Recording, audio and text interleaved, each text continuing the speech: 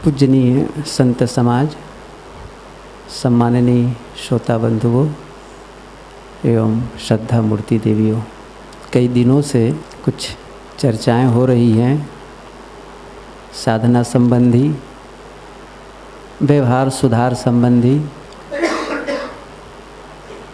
वैसे हम सब जानते भी हैं, ऐसा नहीं है कि जब हम सत्संग सुनने जाते हैं उसके पहले इन सब बातों को नहीं जानते हैं, जानते हैं,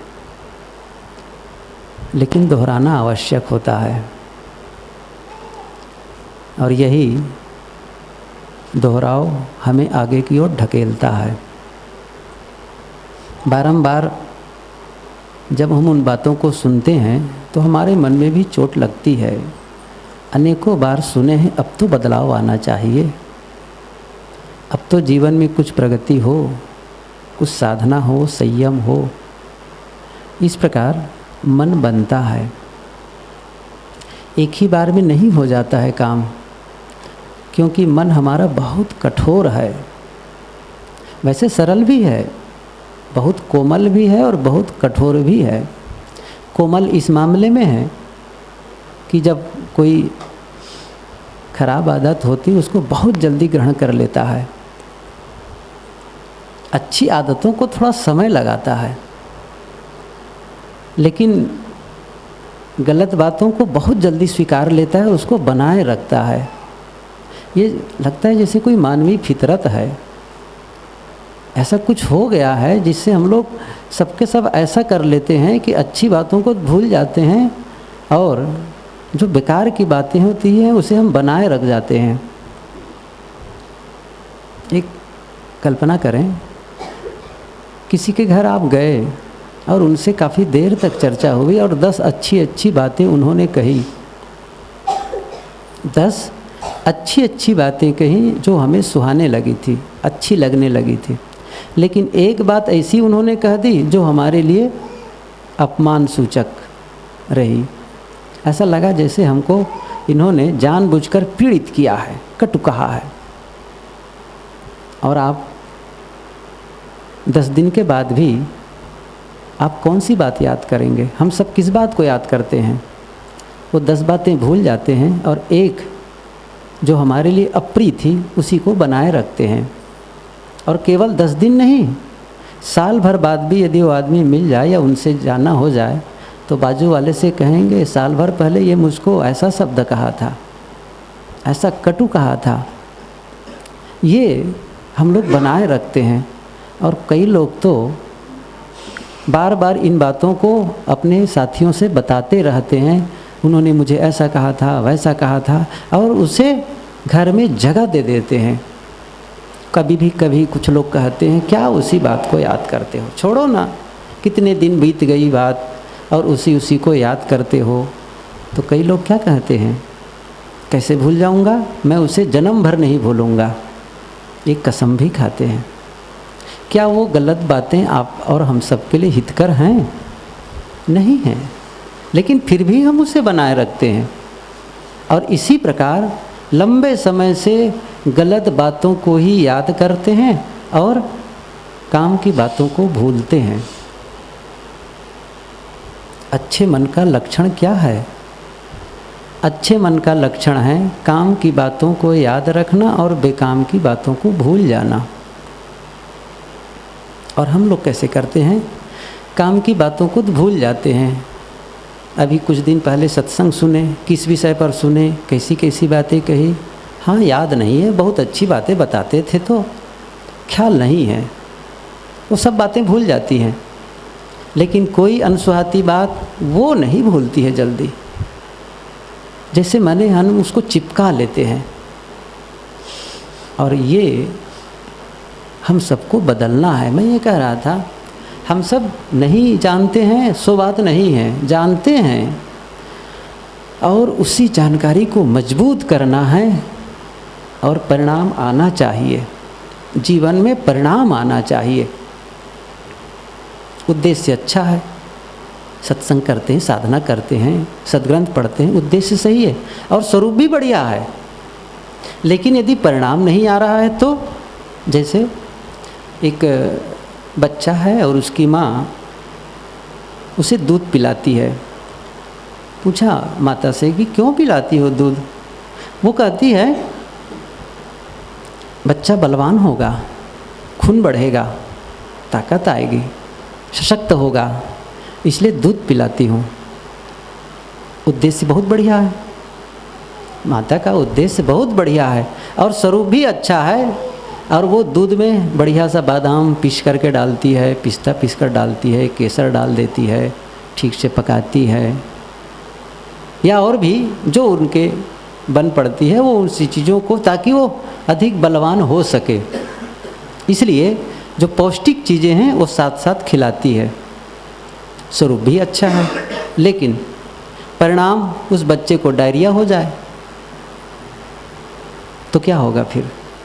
उद्देश्य अच्छा है, स्वरूप भी अच्छा है और उसका परिणाम सही नहीं है, तो फिर ऐसे ही हम सबकी बात है।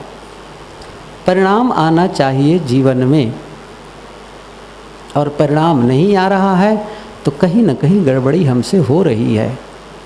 साधना का परिणाम आना चाहिए, सत्संग का परिणाम आना चाहिए, स्वाध्याय का परिणाम आना चाहिए। कुल मिलाकर के हम जो कुछ भी करते हैं उसका परिणाम आना चाहिए, और नहीं आ रहा है तो कहीं न कहीं हम में कमी है। इसलिए इन बातों को बार बार जब सुनते हैं तो फिर हम प्रेरित होते हैं और करने के लिए मन बनता है। तो मैं कह रहा था मन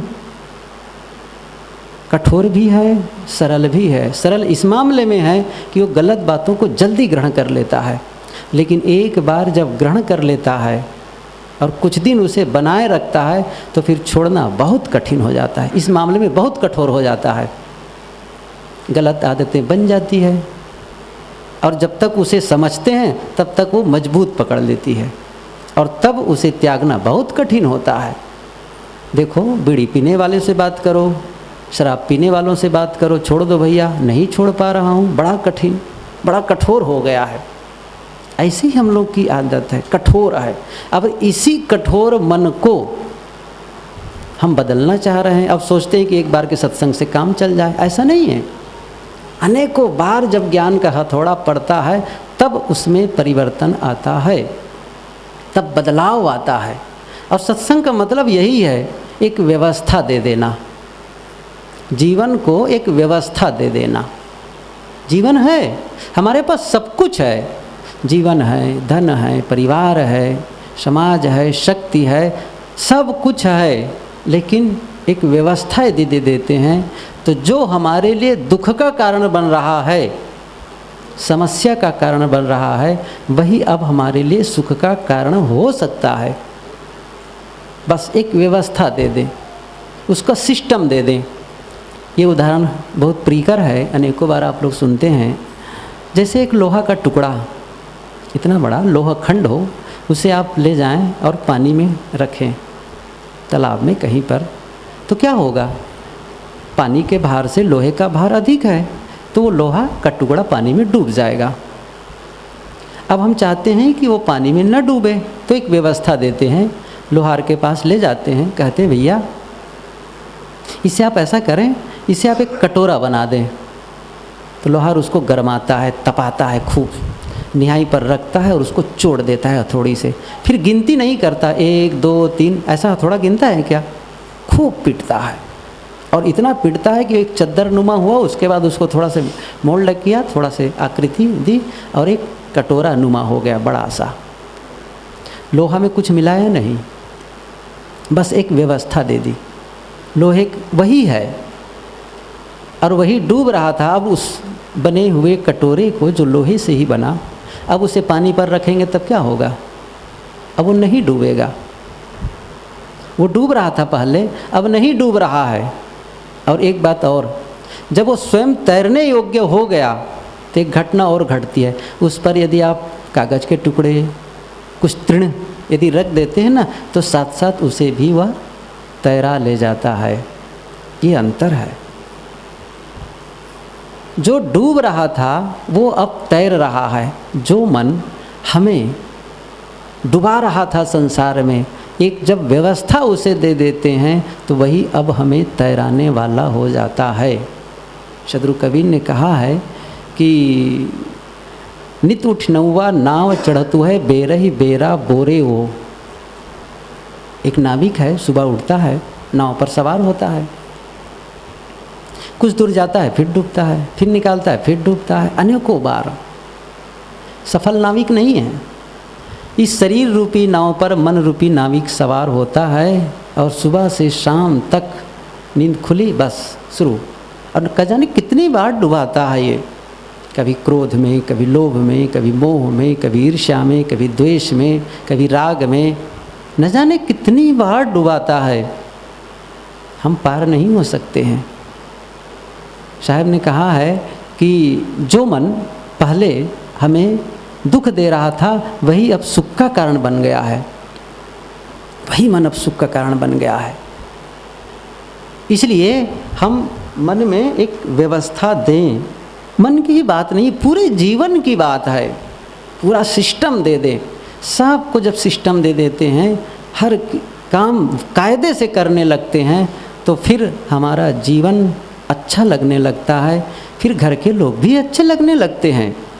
जब व्यवस्था सही नहीं होती है, उनसे बात करने का ढंग नहीं, उनसे व्यवहार करने का ढंग नहीं, बर्ताव करने का ढंग नहीं, तो घर के लोग ऐसा लगता है जैसे ये दुश्मन है। लोग कहते हैं घर के लोग क्या है, दुश्मन है। कुछ लोग कहते हैं भाई क्या है, दुश्मन है। पत्नी में भी तकरार, भाई भाई में तकरार, पिता पुत्र में तकरार, सास बहू में तकरार। क्यों? आज तो कुछ ही दिन तो पहले बहुत प्रिय लग रहे थे, आज उनका पास रहना बड़ा कठिन लगता है, उनके साथ बैठना कठिन हो गया है। क्यों? कहीं तो कारण है, कहीं तो है गड़बड़ी। उस गड़बड़ी को खोजना है और उसे ठीक करना है। कौन करेगा? हम करेंगे, हमारी जिम्मेदारी है। कोई दूसरा हमको ठीक नहीं करेगा। हमारे परिवार को ठीक करने के लिए हम किसी को बुलाएं, वो कब तक बैठे रहेगा? यदि घर में ऐसी बात आई है तो हमें ही ढूंढना है। कोई कारण है, उसे ढूंढ लेना है और उसका समाधान कर लेना है। अभी सुन रहे थे समस्या के विषय में। दुनिया में जितनी भी समस्याएं हैं उसका या तो समाधान है या तो समाधान नहीं है। दो ही बात है। दुनिया में जितनी भी समस्याएं हैं या तो उसका समाधान है या तो समाधान नहीं है। और यदि समाधान है तो उसे हमें खोज लेना चाहिए, और समाधान नहीं है तो उसके बारे में सोचना बंद कर देना चाहिए। जब समाधान ही नहीं है तो केवल चिंता करके तनाव ग्रसित होना यह तो समाधान नहीं है। जिसका इलाज नहीं है उसे सहना सीखो, सीखें। और है तो बिल्कुल हमको उसके लिए समर्पित हो जाना चाहिए, समाधान के लिए। मैं तो केवल आरंभिक रूप में ये कहना चाहता था कि हम सब के पास वो सारी बातों की जानकारी है जो हमारे लिए आवश्यक है। सब की जानकारी है। आवश्यकता है उन बातों को धीरे धीरे अपने जीवन में प्रयोग करना। प्रयोग छोटे छोटे करें। एकदम से हम बड़ा प्रयोग करने लग जाएं और जब असफल होंगे तब क्या होता है, मेरे से नहीं हो पाएगा, हतोत्साहित हो जाता है आदमी। अपने आप में वो एकदम कुंठाग्रसित हो जाता है कि मैं नहीं कर पाऊंगा, ये मेरे वश की बात नहीं है। नहीं, पीछे चले जाएं, जगह है भैया, पीछे जगह है। कुंठाग्रसित हो जाता है और मेरे से नहीं हो पाएगा, मैं नहीं कर पाऊंगा, ये नज़रिया अपना लेता है। छोटे छोटे प्रयोग करें और उन छोटे छोटे प्रयोगों को करने से उसका बल बढ़ेगा और उनका साहस बढ़ेगा कि मैं यह कर सकता हूँ, यह भी कर सकता हूँ। महत्वपूर्ण है कुछ प्रयोग करें, जीवन में छोटे छोटे प्रयोग करें। ये सिद्धांत काम थोड़ी करता है। मेरा बोलना काम करेगा? मेरे लिए काम नहीं करेगा। सुनना काम नहीं करेगा। सुनना और बोलना दोनों महत्वपूर्ण है, लेकिन इसकी सार्थकता है कहे वह उसके अनुसार करे और सुने वह उसको जीवन में लाए। यही महत्वपूर्ण है। जैसी कहे करे जो तैसी, राग द्वेष निर्वारे, तामे घटे बढ़े रतियो नहीं, यही विधि आप समारे। सदगुरु ने कहा है, जैसी कहे करे पुनि तैसी। यही विधि आप तामे राग द्वेष निर्वारे, तामे घटे बढ़े रतियो नहीं, यही विधि आप समारे। ये अंतिम अर्धाली देखिए कितना महत्वपूर्ण है। साहब कहते हैं यही विधि आप समारे, अपने आप को संवारें। किस विधि से उसको बताते हैं। संवारना क्या है हम सब जानते हैं। संवारना मतलब एक व्यवस्था देना, जैसे साफ सफाई करना, सुंदर बनाना, बढ़िया करना, ये सब संवारना है। जैसे कोई आदमी स्नान करके आए और बाल वैसी उखड़ा उखड़ा हो, तब कोई घर का गार्जियन कहता है अरे बाल तो संवार लो। तो क्या करता है, कंघी उठाया और बाल को संवारा। अब वो बाल तीतर बीतर दिख रहा था, वही अब अच्छा लगने लगा। संवारने का मतलब जो उबड़ खाबड़ लग रहा था, अव्यवस्थित लग रहा था, जब उसे संवार दिया गया वो बाल अच्छा लगने लगा। कपड़ा है बिखरा है जहाँ तहाँ, अरे थोड़ा ठीक से संवार के रखो, संभाल के रखो, सजा के रखो। तो उन कपड़ों को चौपरत किया गया और सुंदर सा प्रेस करके सजा दिया गया। तो जगह भी कम लगी और देखने में भी सुंदर, और जब पहनेंगे अच्छा लगेगा। और आप उसे एक मोटरी बना करके रख दें गठरी में, कपड़े उतारे और एक मोटरी में बांध दिए जैसे तैसे, तो सब कपड़े में सल जहाँ तहाँ पड़ेगा, और जब पहनेंगे तब भी अच्छा नहीं लगेगा। और उसी कपड़े को बढ़िया सा सिस्टम दे दिए, समेट दिए, प्रेस कर दिए, नहीं प्रेस किए तो भी आप उसे उतार कर रख दिए, और जब निकालेंगे तो फिर पहनने में भी अच्छा लगेगा। कहीं सामान ला करके तितर बितर फेंक दिए, चाहे रसोई घर हो या स्टोर रूम हो, फिर क्या होगा, ठीक से चलने फिरने में कठिनाई होगी, कहीं चोट लगे कहीं चोट लगे। लेकिन उसको आप सिस्टम दे दिए, एक व्यवस्था दे दिए, संवार दिए, अब सामान अच्छा लगने लगा। सुंदर एक करीने से रखा है, जो सामान चाहिए उठा करके प्रयोग करो, जगह भी खाली हो गई। ये सब संवारना है, हमें अपने पूरे जीवन को संवारना है। सदगुरु कहते हैं यही विधि आप संवारे, संवारना है। कौन सी विधि है, बहुत अच्छी बात सदगुरु कहते हैं। पहली बात कहते हैं जैसी कहे करे जो तैसी। ये चोट खास करके उपदेशकों के लिए है, जो उपदेष्टा हैं। वैसे दर्जे दर्जे सब उपदेष्टा हैं, यह नहीं है जो माइक के सामने बोलता है वही, नहीं, सब उपदेष्टा हैं। जैसे पिता और पुत्र हैं, पिता पुत्र को कोई सीख देता है, कुछ कह रहा है, कोई उपदेश कर रहा है, कुछ सिखावन दे रहा है, तो उपदेश तक तो हो गया। कभी पिता ही बुजुर्ग हो गया है और पुत्र जवान है और कुछ सिखावन दे रहा है, देखो पिताजी ये नुकसान करता है आपको, ये मत खाइए, आप वहाँ ना जाइए, आपको नुकसान हो सकता है। ये क्या है, सिखावन है। पति पत्नी एक दूसरे को सिखावन देते हैं। ऐसा नहीं है कि पत्नी सिखावन नहीं देती है, अच्छी बात नहीं बताती है। दर्जे दर्जे सब गुरु हैं, दर्जे दर्जे सब गुरु हैं। कोई संबंध महत्वपूर्ण नहीं है कि यही संबंध है, ऐसा नहीं है। पत्नी भी गुरु हो जाती है यदि वो पति के लिए हित की बात कहती है। पति भी गुरु हो जाता है पत्नी के लिए। घर का मुखिया है, सबको सिखावन देता है। सास बहू है, कभी सास बहू को सिखावन देती है। सब अपने अपने ढंग से सब उपदेशक हैं। सदगुरु कहा क्या कहते हैं, जैसी कहे करे जो तैसी।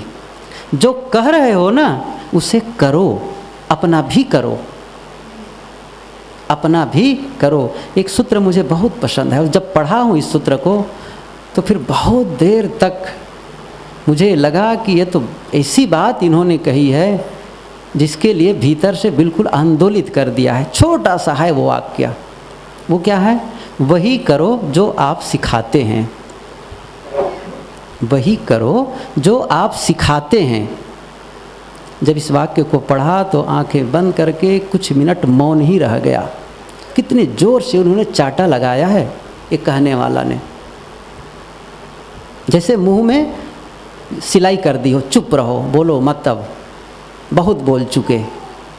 वही करो जो आप सिखाते हैं। क्या सिखाते हैं? एक संत ने लिखा है, जब उपदेश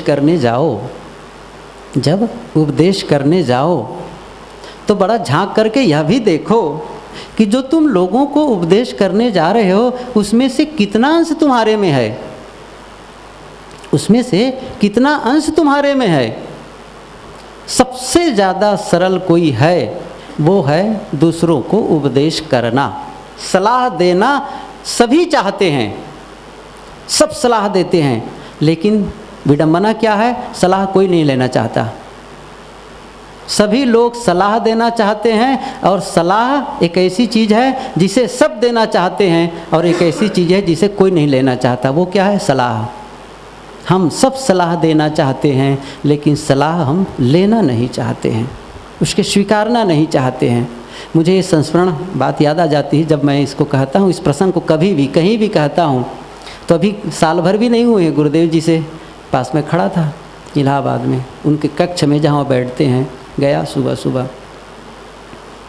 तो किसी बात को लेकर साहब कहे, तुम जो उपदेश करते हो वो दूसरों के लिए करते हो कि अपने लिए भी करते हो?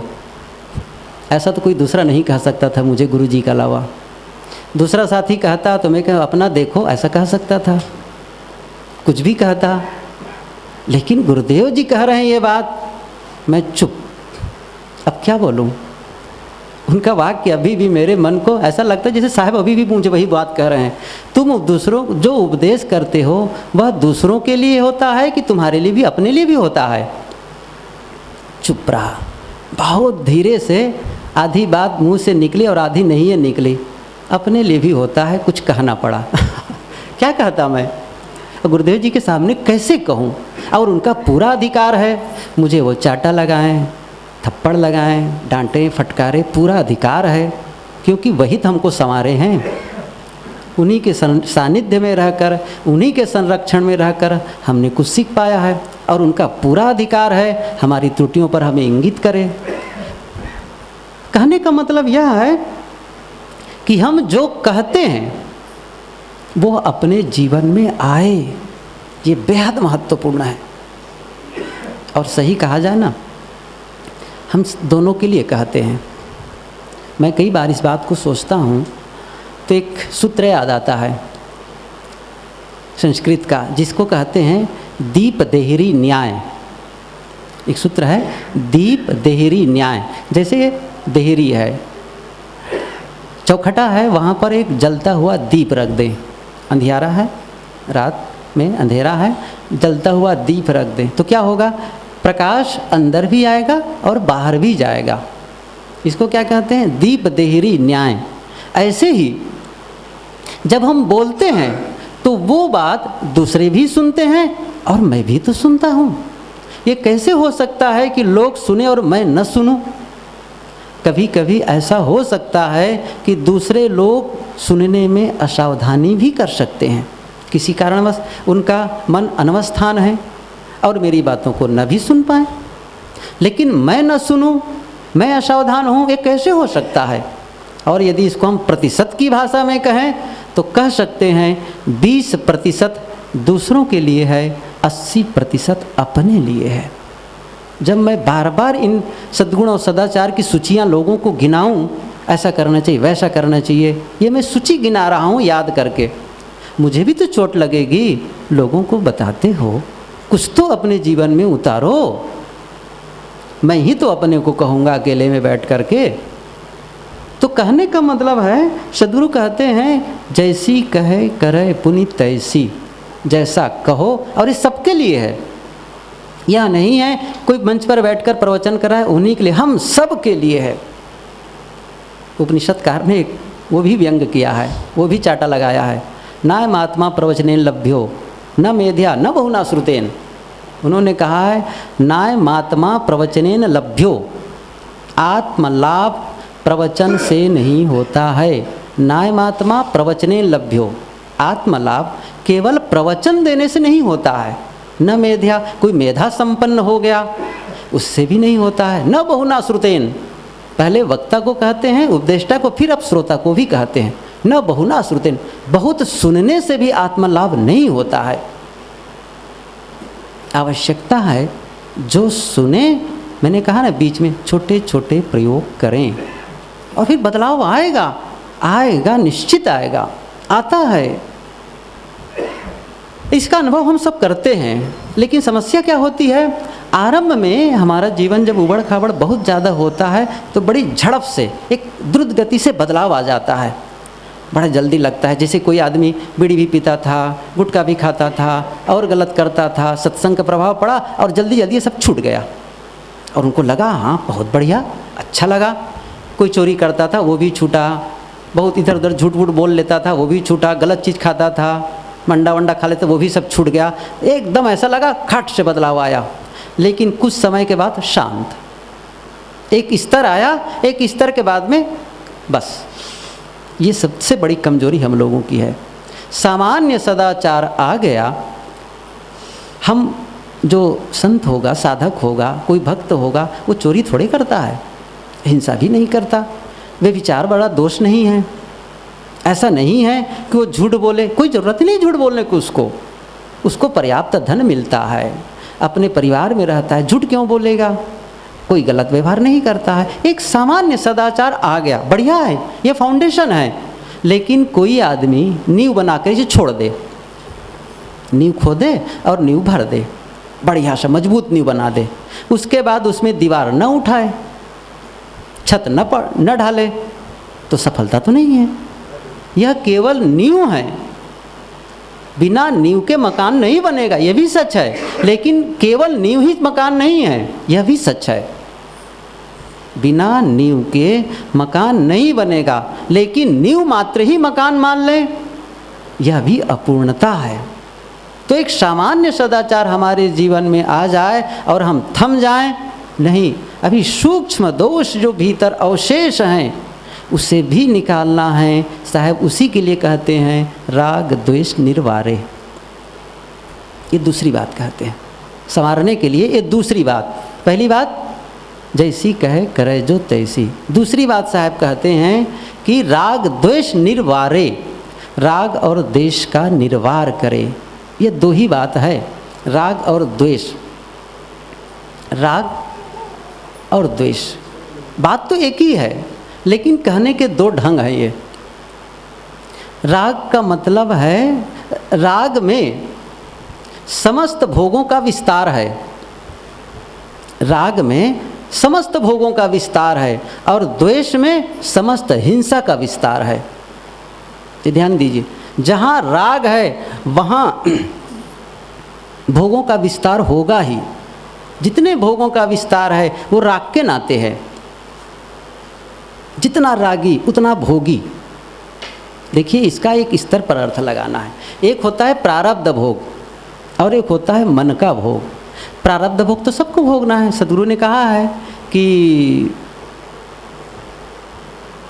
ई तन कैसे आया है कि तन तत्ता त्रियो तत्ता अति त्रियो नहीं जाई, तन त्रिभुवन में राख छुपाई, ऐसा कुछ आया है, ख्याल नहीं आ रहा है। मतलब इस शरीर में प्रारब्ध भोग को भोगो, भोगौ भोग भुक्ति जन भोगौ, योग युक्ति तन साधव हो, ऐसा कहा है।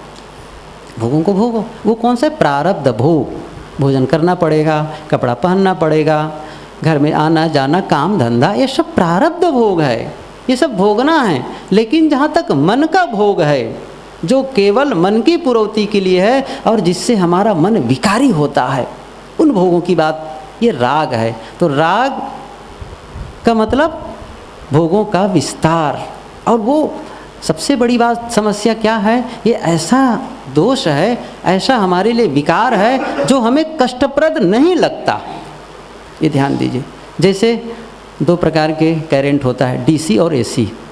तो डीसी क्या करता है, चिपकाता है, जैसे पकड़ो तो चिपका लिया। और एसी क्या होता है, जैसे पकड़े झटका मारा, ऐसा जानते हैं ना, कई बार भड़ाक से झटका मार देता है। तो राग है डीसी करंट, वो चिपकाता है, और द्वेष क्या है, वो झटका मारता है। तो राग हमें बड़ा प्रियकर लगता है, बड़ा कठिन है छोड़ना इस चीज़ को, बड़ा अच्छा लगता है मन को, रागात्मक संस्कार। इस राग को हटाएं, इसका विस्तार करने की आवश्यकता नहीं है, सब जानते हैं। और द्वेष को हटाएं।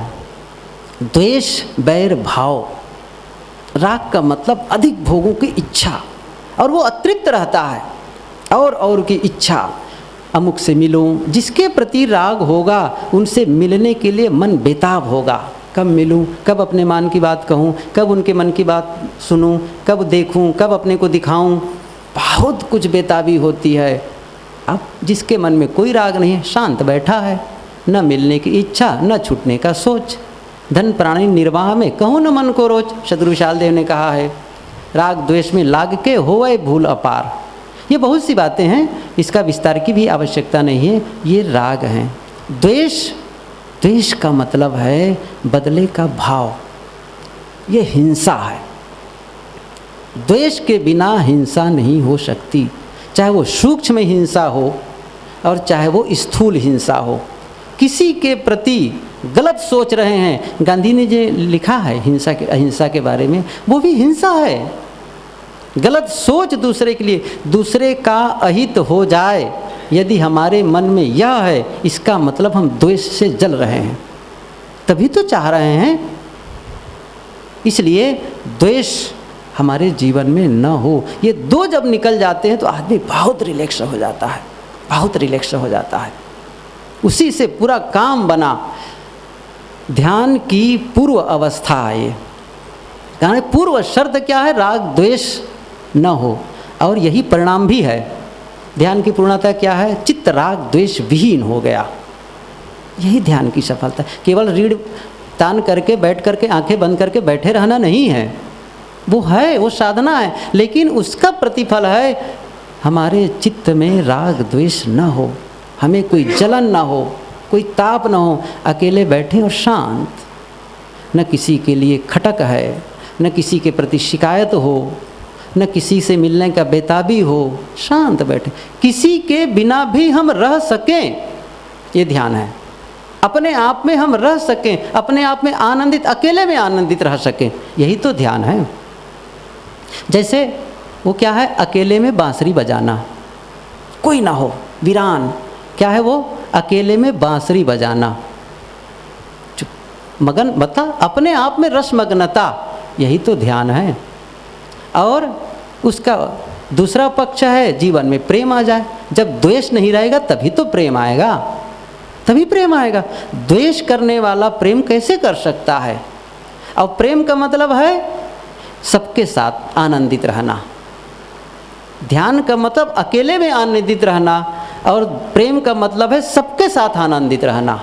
सब हैं बढ़िया, सब लोग अच्छे लग रहे हैं, घर के सारे सदस्य हमको अच्छे लग रहे हैं, यही तो प्रेम है। इसका मतलब है, जैसे मैंने कहा ना, अकेले में बांसुरी बजाना ये ध्यान, और प्रेम क्या है?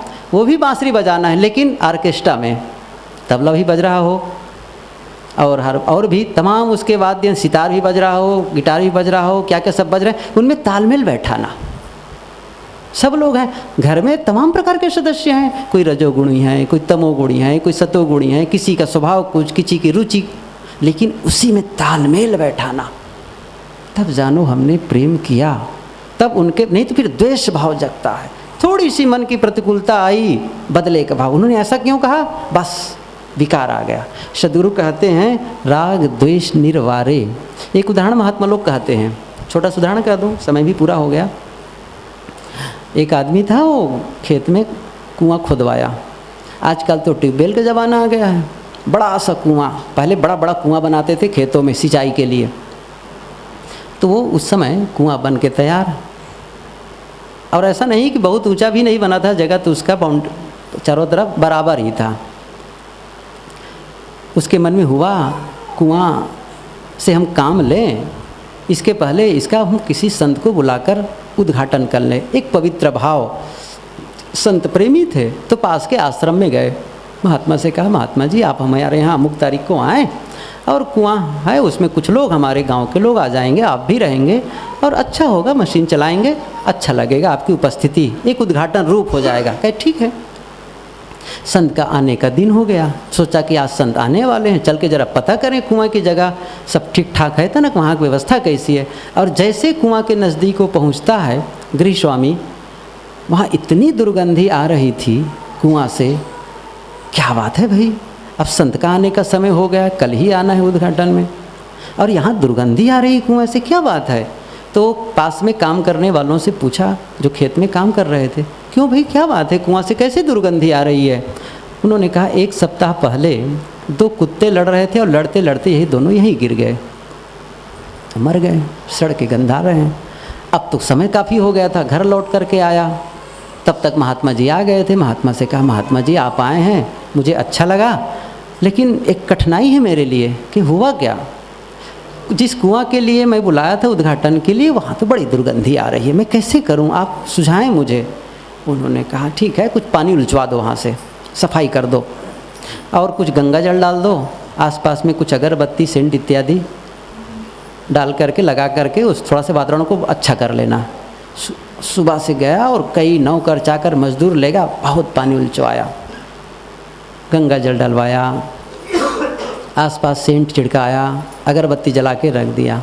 शाम को 4 बजे कुछ गणमान्य लोग गांव के और संत और घर के लोग गए वहाँ, और जैसे नज़दीक पहुँचते हैं फिर भी दुर्गंधी आ रही है, अभी भी दुर्गंधी का खात्मा नहीं है।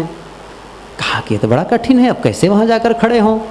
महात्मा ने कहा सफाई करवाते कि नहीं करवाते? हाँ करवा दिया था, गंगा जल वगैरह सब डलवा दिया था। अच्छा तो फिर क्या होगा? अच्छे बताओ, वो जो कुत्ते मरे थे उसको निकाले थे कि नहीं निकाले थे? कहीं यही तो नहीं किया था, वो कुत्तों को नहीं निकाला था। कहीं तब दुर्गंधी नहीं जाएगी। फिर हम सबके हृदय रूपी कुएं में राग और द्वेष रूपी 2 कुत्ते सड़ रहे हैं, उसे नहीं निकालते हैं। और क्या करते हैं? गंगा जाके नहाओ, लिखा भी रहता है, हम लोग तो प्रयाग में ही रहते हैं, गंगे तो दर्शनाथ मुक्ति। नर्मदा वाले भी लिखते हैं, नर्मदे तो दर्शनाथ मुक्ति।